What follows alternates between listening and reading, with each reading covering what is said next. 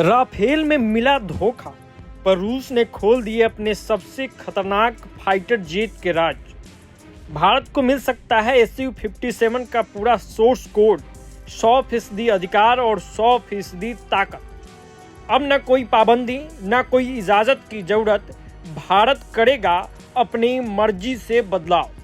Made in India version, R-37M जैसी मिसाइलें और खुद की कंपनी से निर्माण की मिलेगी छूट। रूस ने राफेल से बेहतर बताया Su-57 को। क्या भारत लेगा इसके लिए बड़ा फैसला? आपको बताते चले कि 4 जून को रूस की सरकारी defence company United aircraft corporation ने एक चौंकाने वाला बयान जारी किया। कंपनी ने कहा है कि यदि भारत रूस के साथ Su-57 स्टेल्थ फाइटर जेट की खरीद पर सहमति जताता है तो वह भारत को इसका 100% सोर्स कोड सौंपने के लिए तैयार है। यह एक ऐसा प्रस्ताव है जो अब तक किसी भी देश को नहीं दिया गया है। कंपनी ने साफ किया कि इस डील के तहत भारत को Su-57 पर पूर्ण नियंत्रण मिलेगा। भारतीय रक्षा मंत्रालय इस फाइटर जेट में अपनी जरूरतों के मुताबिक किसी भी प्रकार के बदलाव कर सकेगा।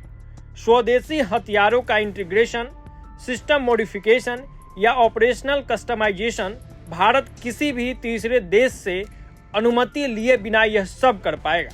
इतना ही नहीं, रूस ने यह भी छूट दी है कि अगर भारत चाहे तो इस फाइटर जेट में किसी तीसरी देश के हथियार सिस्टम को भी इंटीग्रेट कर सकता है। यूरेशियन टाइम्स की रिपोर्ट के अनुसार रूसी डिफेंस एक्सपर्ट इगोर ने बयान में कहा कि भारत को Su-57 का एक मेड इन इंडिया वर्जन अपनाना चाहिए, जिसे घातक R-37M मिसाइलों से लैस किया जा सकता है। रूसी ब्लॉगर्स ने इस फाइटर को फ्रांस के राफेल से बेहतर बताया है। साथ ही रूस ने एक और बड़ा प्रस्ताव रखा है। अगर भारत यह फाइटर खरीदता है तो भारत की वह कंपनियां जो Su-30MKI का निर्माण करती है उसे Su-57 का भी निर्माण कर सकेगी। आपको यह भी बता दें कि Su-57 जिसे पहली बार 2010 में उड़ाया गया और 2020 में रूसी वायुसेना में शामिल किया गया, रूस का अगला पीढ़ी का stealth multi role fighter jet है। इसमें कई विशेषताएं भी शामिल है। अगर इसकी गति की बात की जाए तो मैक 2+ लगभग 2470 किलोमीटर प्रति घंटा इसकी गति है और ये सुपर क्रूज तकनीक से लैस है। अगर इसकी रेंज की बात की जाए तो 3500 किलोमीटर बिना अतिरिक्त टैंक और 4500 किलोमीटर टैंक के साथ इसकी रेंज है।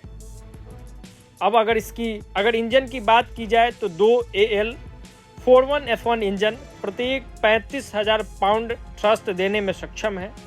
हथियार सिस्टम की बात करें तो 12 हाई पॉइंट्स, 6 आंतरिक और 6 बाहरी, साथ ही 30 मिलीमीटर टोप KH-30M, KH-59 MK2 मिसाइलें, साथ ही साथ सेंसर और नियंत्रण भी इसकी काफ़ी बेहतरीन है। लंबी दूरी तय करने की इसकी क्षमता है। तो कुल मिला के रूस ने जिस तरीके से इस मिसाइल को प्रोजेक्ट किया है उस अनुसार वो उसको बेस्ट बता रही है और ये उनका कहना है कि राफेल से ये बेहतर है। लेकिन डील में कई तरह की बाध्यताएं हैं, कई तरह के वैसे पॉइंट्स हैं जिस पे अभी चर्चा चल रही है और ये भी चर्चा चल रही है आखिर इस तरह का हथियार जब रूस खुद देने को तैयार है तो भारत इसको लेने से इनकार क्यों कर रहा है। तो इस पे एक अलग चर्चा छिड़ी हुई है। फिलहाल इस वीडियो में इतना ही। प्रभात खबर डिजिटल के लिए आदर्श कुमार की। प्रभातखबर.com, विश्वास वही, रफ्तार नहीं।